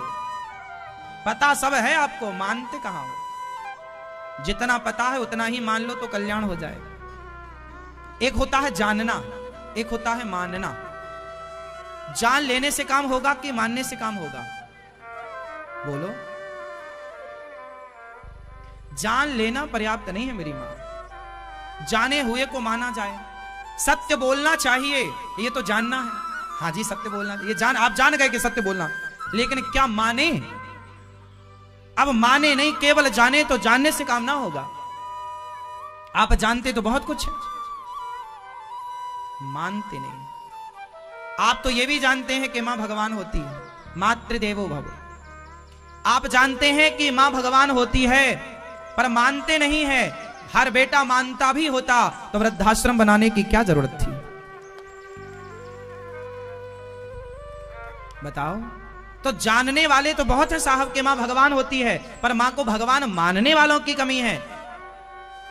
मां के चरणों में जन्नत होती है, ये जानने वालों की कमी नहीं है। छोटा बच्चा भी जानता है कि मां के चरणों में जन्नत होती है, पर मां को उस रूप में देख पाना, उस रूप में उसका सम्मान कर पाना, जान लेना अलग विषय है साहब, मान लेना अलग। हम जान तो सब गए, मान नहीं पाए। सही है ना मेरी मां? और काम किससे होना है? मानने से। और वही हम करते नहीं, और फिर चिल्लाते हैं कि बदलाव नहीं है। बदलाव जानने से ना होगा। राम को कौन नहीं जानता? मुसलमान भी राम को जानता है, ईसाई भी राम को जानता है, हिंदू भी राम को जानता है। कौन नहीं जानता राम को? राम को जानने वाला कौन नहीं है बताइए? मानने वाला कौन है? जानने वालों की कमी नहीं है साहब। भारत का प्रत्येक मुसलमान राम को जानता है, भारत का प्रत्येक हिंदू, प्रत्येक सिख, प्रत्येक ईसाई राम को जानता है। बोलो हाँ या ना? राम को जानने से काम ना होगा। राम को कितने लोग जानते हैं इससे कल्याण ना होगा। राम की कितने लोग मानते हैं, उस आदर्श पर कितने लोग चलते हैं, उस मर्यादा का पालन कितने लोग करते हैं। वो लोग कहां हैं जो राम की मर्यादा का पालन कर रहे हैं जीवन में? आदर्श है ना हमारे राम, तो आदर्श है मतलब उस राह पर चलना भी है। राम ने एक विवाह किया, दूसरे की तरफ नहीं देखा। रावण की पत्नी मंदोदरी पार्वती के समान सुंदर थी, लेकिन रावण फिर भी दूसरों की स्त्रियों पर नजर रखता था। और राम जब यज्ञ करने लगे और पत्नी वनवास में थी, लोगों ने कहा कि आप दूसरा विवाह कर लीजिए। राम जी ने कहा मैं सोने की सीता बनाकर बगल में बिठाऊंगा, पर दूसरी स्त्री के लिए स्वप्न में भी सोच नहीं सकता। एक नारी धर्म का पालन प्रभु राम ने करके दिखाया है हमारे और आपके लिए, कि एक नारी के साथ किस तरह रहा जाए, ये राम से सीखो। एक पति के साथ किस तरह रहा जाए, ये सीता से सीखो। जीवन में आप चिल्लाती हो महाराज जी हम बड़े दुखी हैं, बड़े परेशान हैं। जरा विचार करो, जितना दुख माता सीता के जीवन में आया, क्या उसका आधा का आधा का आधा भी आपके जीवन में है? राम सीता मैया के दुख से अपने दुख की जरा तुलना करके देखो, क्या है आपके जीवन में दुख? राम ने जो करके दिखाया वो इसलिए दिखाया कि आने वाले युगों में दुनिया हमसे सीखती रहे कि जीवन में दुख आएगा, घबराना नहीं है, डट कर उस दुख का सामना करना है। कैसी भी परिस्थिति हो उस परिस्थिति से लड़ना है और जीतना है। चाहे आप सीता मां, जनक जी जैसे राजा, जो सीता मैया गुलाब की कमल की पंखुड़ियों में चलने वाली माता सीता को जंगल में नंगे पांव कुल्हाड़ी से लकड़ी काट करके अपने 2 बच्चों का लव उसका पेट भरना पड़ा, हाँ या ना? उस विपत्ति, उस मुसीबत में भी माता सीता घबराई नहीं, और उस जंगल में बीहड़ में रहकर भी अपने बच्चों को संस्कारी बनाया है। आज की स्त्री यदि अपने पति से अलग होकर अपने बच्चों का पालन करती है, तो आज स्त्री अपने बच्चों को अपने बाप का दुश्मन बना देती है। आज की स्त्री यदि आज किसी पति ने पत्नी से कह दिया कि तुम चली जाओ, गुस्से में कह दिया, और वो नारी अपने मायके चली गई, अपना पांव पे खड़ी हो गई और अपने बच्चों का पालन करेगी ना, तो वो अपने बच्चों को बार बार ये बताएगी तुम्हारे पापा ने हमें बहुत परेशान किया, बेटा तुम बदला लेना। उनके बच्चे ये जहर लेके बड़े होंगे कि मेरे बाप ने, भले बात क्या थी, लेकिन वो नारी अपने बच्चों को अपने बाप का दुश्मन बना देगी। वो नारी उन बच्चों को उनके बाप का दुश्मन बना देगी, हाँ या ना? ये बात सही है या गलत है? स्त्री बोल देगी कि तेरे बाप ने मेरे साथ बड़ा दुराचार किया, अत्याचार किया, मैंने तुझे किस तरह से पाल पोस कर बड़ा किया, बच्चा भी माँ की बात में आएगा, बात ठीक, और आना भी चाहिए, माँ की बात माननी भी चाहिए। ये तो माँ का धर्म था कि तुम उसे क्या बताती, सही बताती या बुरा बताती। अरे तुम्हारे पति ने तुम्हारे साथ जो किया सो किया, पर तुम उन बच्चों के अंदर जहर क्यों घोल रही हो? सीता माँ भी तो बोल सकती थी लवकुश से कि सुनो बेटा, तुम्हारे बाप ने हमारे साथ कोई अच्छा नहीं किया, तुम पेट में थे तो घर से निकाल दिया। माता सीता भी लवकुश के अंदर जहर घोल सकती थी। लेकिन जब लवकुश लक्ष्मण जी से युद्ध करके आए, और जब आए घोड़ा पकड़ लिया यज्ञ का, लक्ष्मण जी आए, शत्रुघ्न जी आए, शत्रुघ्न जी को युद्ध में पराजित कर दिया लवकुश ने। खुशी खुशी लवकुश आए, माँ माँ क्या हुआ लव, क्या हुआ कुश? आज मैंने एक बहुत बड़े राजा को हरा दिया। माँ हाँ, अच्छा क्या नाम था उसका? माँ वो कुछ लक्ष्मण लक्ष्मण कह रहे। लक्ष्मण? हाँ माँ, भरत भी आए, हनुमान भी आए, शत्रुघ्न भी आए, और अब तो राम आएंगे माँ। अब तो मेरी दो दो हाथ की राम से होगी। जब ये सुना मां ने, माता सीता गुस्सा हो गई। लव कुश, क्या किया तुमने? तुमने अपने बल का, तुमने अपनी विद्या का दुरुपयोग किया है। तुम जानते हो लक्ष्मण कौन है? तुम जानते हो राम कौन है? तुम उनसे युद्ध की बात कर रहे हो? चले जाओ यहां से, अब तुम्हारी मां तुम्हें स्वीकार नहीं करेगी। चरणों में गिर पड़े लवकुश, मां बताओ तो सही, आखिर आपको खुश होना चाहिए, हमें तो पता ही नहीं मां ये कौन है लक्ष्मण, ये कौन है राम, ये कौन है? लवकुश को पता ही नहीं था कुछ। तब माता सीता ने उन्हें बताया कि ये जो राम है ये तुम्हारे पिता हैं। अब तो लवकुश, ये तुम्हारे चाचा हैं, भरत, लक्ष्मण, शत्रुघ्न। अब तो लवकुश बहुत रोए। क्या हो गया मां, पहले क्यों नहीं बताया? मां क्या बताती बेटा? कई बार लवकुश पूछा करते कि मां हमारे पिता कौन है। माता सीता बताती नहीं थी। समय पर बताया, गुरु जी ने उन्हें कथा याद कराई। वो कथा सुनाने अयोध्या जी जाया करते थे, और राम जी के उस द्वार पर, राम जी के दरवाजे पर जाकर वहां खूब अयोध्या में राम गाथा, राम कथा सुनाया करते। एक बार मां ने तो कहा ही था कि राम हमारे पिता हैं। अब तो खुशी से गदगद होकर गए, सभा लगी थी, राम जी ने बुलाया, उन बच्चों को बुलाओ, बढ़िया सुनाते हैं। सुनाए, पूरी कथा सुनाने के बाद राम जी ने पूछा तुम कौन हो? तो लवकुश ने कह दिया हम आपके पुत्र हैं। अब लो, अब तो हाहाकार मच गया अयोध्या में। अब कोई भी बच्चा आए और कह दे कि मैं तुम्हारा पुत्र हूं तो स्वाभाविक है भाई, उस पुत्र का प्रमाण क्या है? कौन प्रमाण देगा? तब राम जी ने मना कर दिया, ना तुम कहते हो कि तुम हमारे पुत्र हो, नहीं, जब तक तुम्हारी माता सीता नहीं आती और जब तक वो नहीं कहती और वो इस बात का प्रमाण नहीं देती कि तुम हमारे ही पुत्र हो, तब तक हम तुम्हें पुत्र स्वीकार नहीं करेंगे। अब तो लवकुश गए। लवकुश वहां से बाहर निकले ही थे कि महर्षि वाल्मीकि जी माता सीता को लेकर अंदर आ गए। महर्षि वाल्मीकि जी ने उस भरी सभा में माता सीता पर लांछन लगाया था ना। किसने? माता सीता पर लांछन किसने लगाया था? राम जी ने लगाया था क्या? ना, माता सीता पर उंगलियां राम जी ने नहीं उठाई थी, और राम जी ने जो किया मेरी मां, वो राम जी का धर्म था।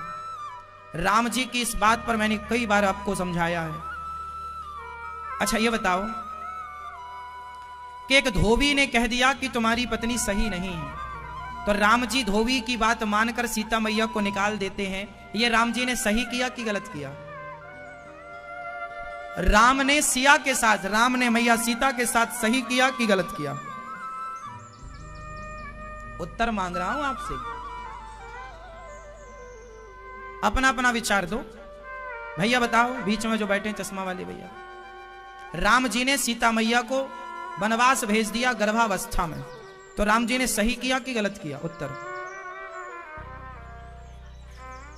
पीछे। किसी के कहने से आप अपनी पत्नी को घर से निकाल दोगे क्या? तो सही किया राम जी ने, गलत किया? जोर से। सही नहीं किया, मतलब ये बोलो ना राम जी ने गलत किया। आप बताइए आपके हिसाब से राम जी ने सही किया कि गलत किया? उत्तर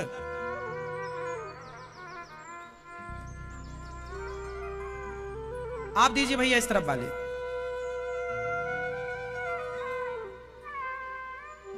गलत किया, सही किया? सही किया या गलत? सही किया। आप बताओ भैया। सही किया। आप बताइए। उत्तर फास्ट, सही किया। आप बताओ, राम जी ने सही किया या गलत किया?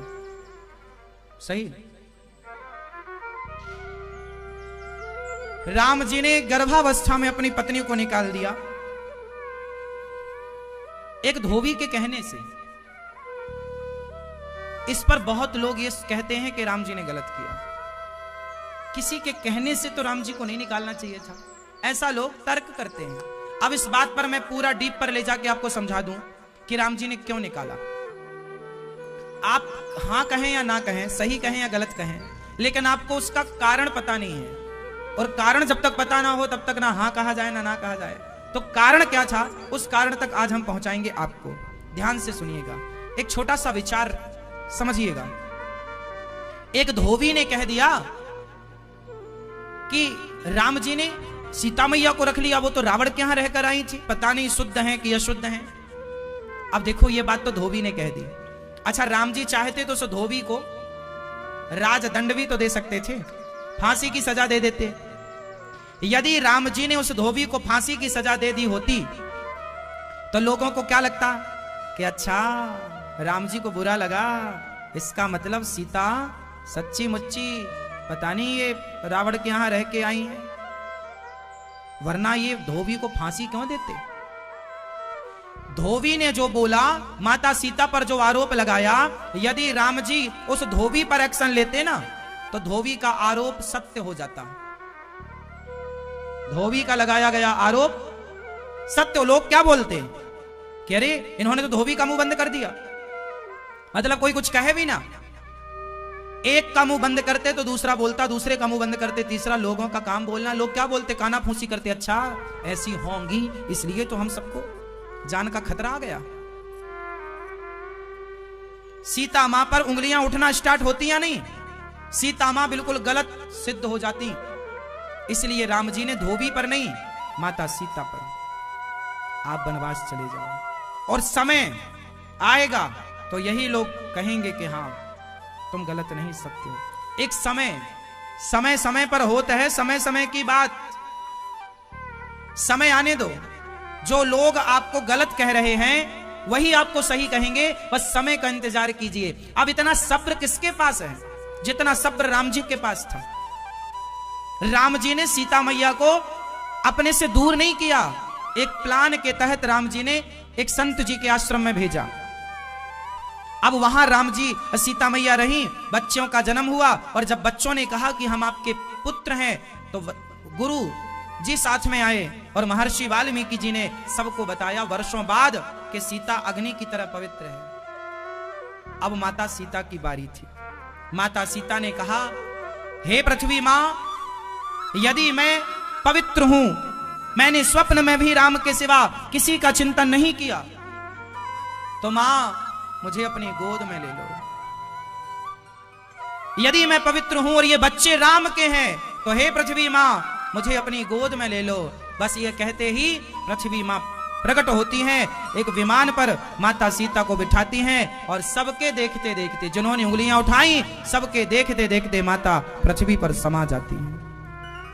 अब यहां एक सवाल खड़ा हुआ कि राम जी ने अपनी इस पवित्रता का परिचय इतने वर्षों बाद क्यों दिया? धोबी ने आरोप जिस दिन लगाया था उसी दिन तो अपनी शुद्धि का प्रमाण दे सकती थी ना।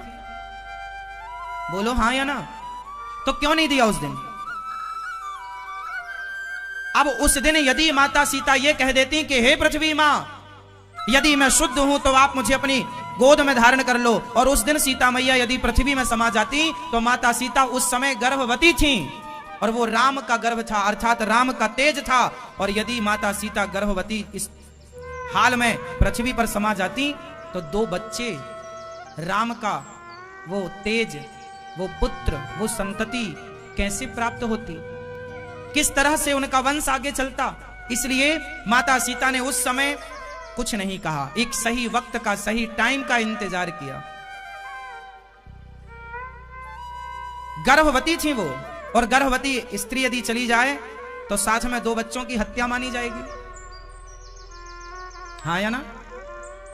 इसलिए माता सीता उस समय, अच्छा आप ये कहो कि जिस समय बच्चे जन्म लिए तब चली जाती ना, मां के हाथ में होता है बच्चों का संस्कार। अब बच्चों को संस्कारी बनाना, अब सीता मैया ने देखो, अब लव कुश इतने बलवान हो गए हैं कि उन्होंने लक्ष्मण और भरत को युद्ध में हनुमान जी को पराजित कर दिया है। अब सीता मैया को संतोष हो गया कि ये मेरे पुत्र राम के पुत्र हैं, ये अयोध्या का शासन चलाने के लिए अब तैयार हैं, क्योंकि मां की जिम्मेदारी है कि वो इस वंश को आगे बढ़ाने के लिए, इस कार्य को आगे बढ़ाने के लिए तैयार हैं या नहीं। केवल बच्चे पैदा करना मां की जिम्मेदारी नहीं है, बच्चों को संस्कारी बनाना, योग्य बनाना।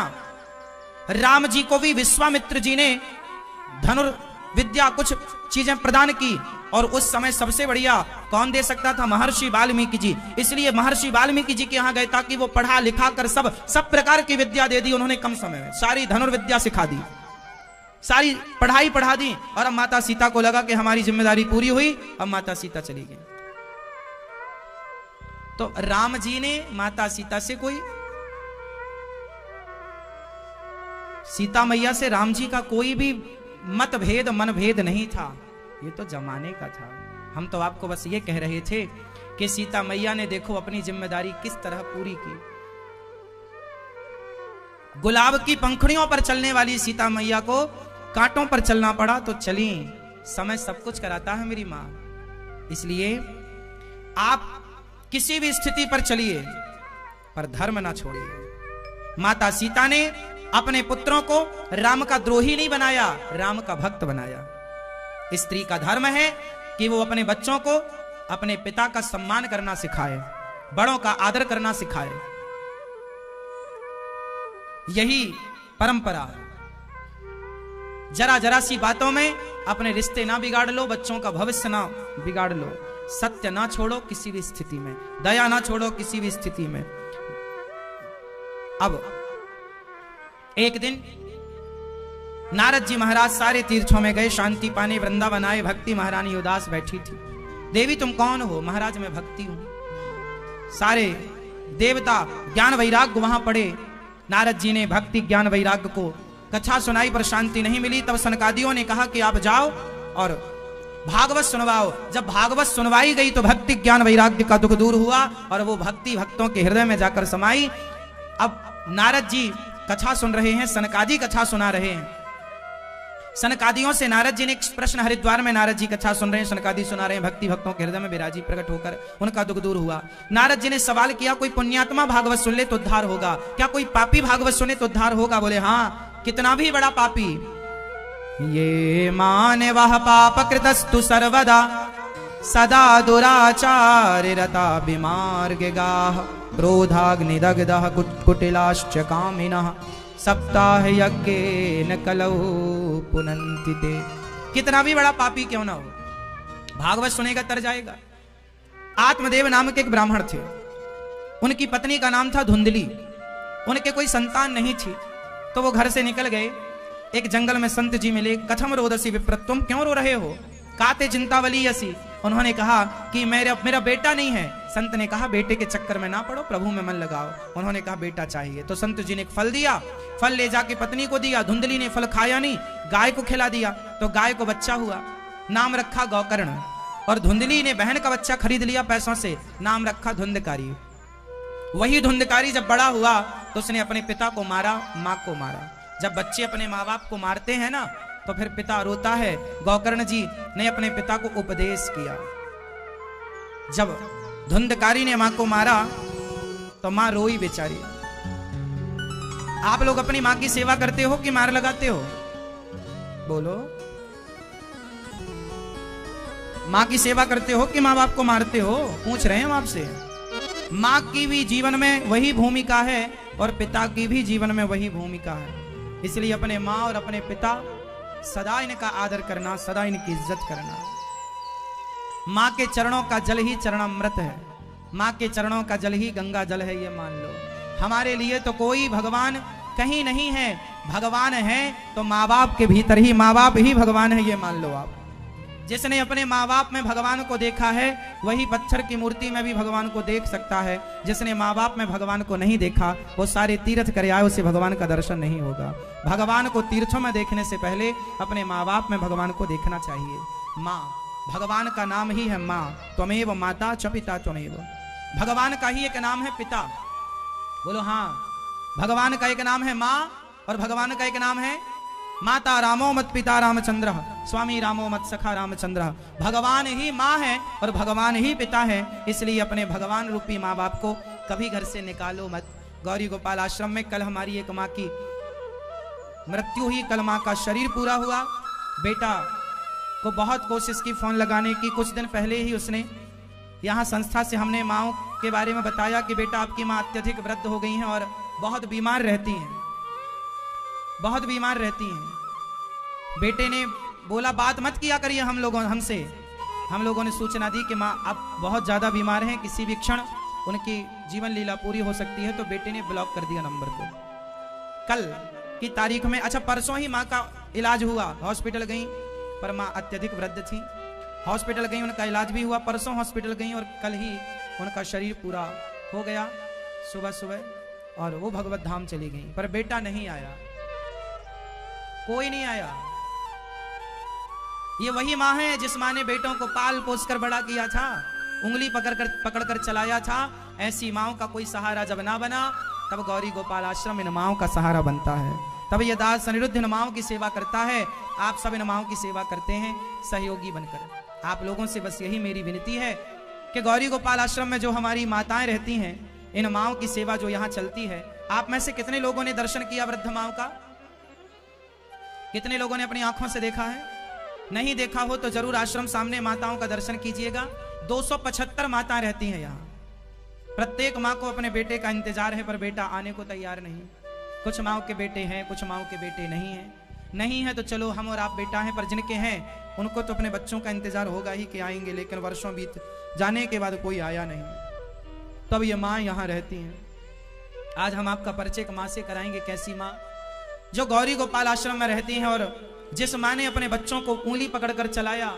एक माँ अपने बच्चों के लिए क्या नहीं करती। जब माँ बनोगे ना तब पता चलेगा कि माँ बच्चों के लिए क्या करती है। माँ का ऋण कोई चुका नहीं सकता साहब। ऐसी माँ यहाँ रहती हैं, असहाय माएँ। आपसे बस मेरी यही प्रार्थना है कि आप भी किसी बेसहारा माँ का सहारा बनने के योग्य हैं तो आप भी अपने हाथों को बढ़ाइएगा और किसी माँ का सहारा बनिएगा। मैया कहाँ से आई हो मेरी माँ? बल्लभगढ़ से। बल्लभगढ़। कौन कौन है मैया आपके घर में? बेटा 2 बेटे 2 बेटी। तो 2 बेटे हैं फिर भी आपको यहाँ आना पड़ा? बेटे दारू पीते, जुआ खेलते, एक ही घरवाली नहीं है और दूसरा कहता घर जरूरत नहीं रहने की, मारते हैं। किसको मारते हैं? मेरे को मारते, पोते मारते हैं। आपके पोते आपको मारते हैं? हाँ, पैसे दे। मेरे को कहते पैसे दे। कहाँ से? तो पोता पैसा मांगता है? पैसे और मारता भी है? पैसे नहीं देती तो फिर मारते। अब देखो ये बूढ़ी माँ कहाँ से पैसा लाए, कौन सी कमाई है? तुम जवान हो, कमाओ, अपना खाओ और बूढ़ों की सेवा करो। जब तुम बच्चे थे तब तो माँ ने नहीं कहा कि कमा के लाओ। अब माँ बूढ़ी है तो आप कैसे पैसा मांग रहे हो? सेवा इंसानियत के नाते। अब बताइए, इनके पोते ने इन्हें मारा, इनके बेटे ने सेवा नहीं की, हमसे इन माँ का क्या रिश्ता है? कोई खून का रिश्ता नहीं है, सिर्फ इंसानियत का रिश्ता है। यदि हम इंसानियत का परिचय दे रहे हैं तो क्या इनके बच्चों को इंसानियत का परिचय नहीं देना चाहिए था? सेवा भाई, ये माओ की सेवा नहीं है। गौरी गोपाल आश्रम में माओ की नहीं, माओ के रूप में भगवान की सेवा हो रही है और ये आप लोग देख सकते हैं अपनी आंखों से। मैया, बेटी ने नहीं बोला कि माँ आओ हम सेवा करेंगे? बेटी वो दुनिया के काम करके अपने बच्चे को पेट पाल रही है, घर वाला नहीं है उसका। अच्छा, बेटी का भी घर वाला नहीं है। कितने वर्ष से आप गौरी गोपाल आश्रम में है मैया? 3 साल हो गए। 3 वर्ष। इन 3 सालों में पोते ने कभी फोन नहीं लगाया जिसने आपको मारा था? कोई नहीं लगाते। कभी बोलता नहीं कि माँ आ जाओ? नहीं, वो कहते हैं पैसे दे दे, पैसे दे दे। कहाँ से लाएंगी माँ पैसा? मैया, आप यहाँ गौरी गोपाल आश्रम में रहती हो, आपको यहाँ कोई तकलीफ तो नहीं? बेटा कोई तकलीफ नहीं, इतनी सेवा कर रहे हैं, इतनी सेवा। ऐसे कोई दुनिया में ना बेटा पैदा होगा ना है दुनिया में, किसी चीज की कमी नहीं। दूध फल सब कुछ देते। आप यहाँ रहती हो मैया, आपको रहने का कोई पैसा तो नहीं लिया? बेटा पैसा कहाँ है? पैसा होता तो पहले काम करती थी तो देती थी। यहाँ आपसे कोई पैसा तो नहीं लिया गया? नहीं बेटा, 1 रुपया भी नहीं लिया, उल्टा देते। गौरी गोपाल आश्रम में 275 माएँ हैं, एक भी रुपए माओ से लिया नहीं जाता, बल्कि इन माओ की सेवा की जाती है। माओ से पैसा क्यों लेंगे? आप लोग जो सहयोग करते हैं, आप लोगों के सहयोग के बल पर इन वृद्ध माओ की सेवा होती है। इसलिए आपसे प्रार्थना है कि गौरी गोपाल आश्रम में जो माएँ रहती हैं, माओ के लिए अब जगह नहीं बची, आश्रम पूरा भर चुका है। अब ये दूसरा आश्रम बनाना आवश्यक है। 1000 माओ के लिए दूसरा आश्रम बन रहा है। आप भी इस निर्माणाधीन आश्रम में एक कमरा बनवा कर इन माओ को दे सकते हैं। इस निर्माणाधीन आश्रम में आप एक ईंट का सहयोग कर सकते हैं। एक ईंट ही सही आपकी लगे, एक सीमेंट की बोरी ही सही आपकी इस आश्रम में लगे, या फिर एक कमरे का आप सहयोग करें, एक कमरा बनवा कर, या एक कमरे की छत आप डलवाएं, या ये फिर एक माँ को आप वृद्ध माँ को गोद लेकर जीवन भर रोटी देने का संकल्प करें। जिस लायक विधाता ने आपको बनाया, आप जरूर जुड़िएगा, क्योंकि आपके सहयोग के बिना ये माघ का महीना चल रहा है। ऐसी किसी एक वृद्ध माँ का अपने बेटा तो सहारा बन ना सका, पोतों ने तो निकाल दिया, अब आप और हम ही इन माँ के बेटा बेटी हैं। आप और हम ही अब जो हैं तो हम इंसानियत का परिचय दें और किसी बेसहारा को सहारा दें। प्रिय भक्तों, गौरी गोपाल आश्रम में इन माओं की सेवा के अतिरिक्त एक अन्य क्षेत्र चलता है। कोई भी साधु संत आए, सबको पेट भर भोजन यहाँ गौरी गोपाल भगवान की कृपा से मिलता है। हजारों भक्त भोजन प्रसादी पाते हैं। आप भी एक दिन का अन्य क्षेत्र अपनी ओर से बंटवाकर एक संत की सेवा, 11 संत की सेवा, एक दिन का संपूर्ण अन्य क्षेत्र की सेवा आप लेकर इन संतों की सेवा से जुड़ें। और आप भी अपनी बेटी का जन्मदिन आए, बेटे का जन्मदिन आए, तो शादी की सालगिरह आए, तो अन्य क्षेत्र बंटवाकर आप भी संतों का आशीर्वाद लीजिए, भक्तों का आशीर्वाद लीजिए। यहाँ पर एक रसोई चलती है, कोई भी आए सबको पेट भर भोजन मिलता है। पूरे भारत की सबसे बड़ी रसोइयों में 5वीं रसोई गौरी गोपाल भगवान की रसोई। कोई भी आ जाए, सुबह से लेकर रात्रि तक यहाँ कोई भी आए, सबको पेट भर भोजन मिलता है। आप में से कितने लोगों ने प्रसादी ग्रहण की रसोई की? कोई शुल्क लगा आपका? देखिए, कोई शुल्क नहीं, कितने भी लोग आओ सबको पेट, चाहे 10,000 लोग आए, 20,000 लोग आए, 30,000 लोग आए, 50,000 लोग आए, सबके लिए खुला है। आपने देखा भी होगा सामने। बस आप लोगों के सहयोग की आवश्यकता है। यदि आप लायक हैं तो कीजिएगा, नहीं लायक हैं तो आशीर्वाद दीजिए कि दास अनिरुद्ध यूं ही सेवा करता रहे और विधाता आपको लायक जरूर बनाए। गौरी गोपाल गौशाला में गौ माता रहती हैं, जहां गायों को रहने के लिए चारा, भूसा, खली, चोकर, गुड़ सब कुछ प्रॉपर गायों की सेवा वहां होती है। आप भी गौचर भूमि 1 गज 2 गज भूमि गायों के लिए दे सकते हैं, जहां चारा बोया जाए गायों के लिए गौचर भूमि का दान कर सकते हैं। गौरी गोपाल गुरुकुल है, जहां बच्चे पढ़ते हैं निःशुल्क, 104 बच्चे पढ़ते हैं। गरीब परिवार के बच्चे हैं, सब निःशुल्क, रहना खाना उनका, पढ़ना लिखना सब फ्री। और वो भारतीय पढ़ाई जो गुरुकुल परंपरा थी, हमने तो जो देखो बन पड़ा, अपने देश के लिए, अपने समाज के लिए किया। अब आप लोगों का कार्य है कि इस कार्य को आप आगे बढ़ाते रहें अपने सहयोग से। आइए मैया, अब आप यहीं रहिए। आपका तीसरा बेटा बनकर ये दास अनिरुद्ध आपका बेटा बनकर सेवा करेगा, और हम सब आपके बेटा बेटी बनकर आपकी खूब सेवा करेंगे। यहाँ माएँ सब प्रकार से सुखी हैं। आप भी इन माओं का सहारा बन सकते हैं। किसी एक माँ के लिए आप भी एक माँ को गोद लेकर, यह आश्रम का जो निर्माण है ना, आपके सहयोग के बिना नहीं होगा। एक ईंट ही सही अपनी लगवाइएगा जरूर।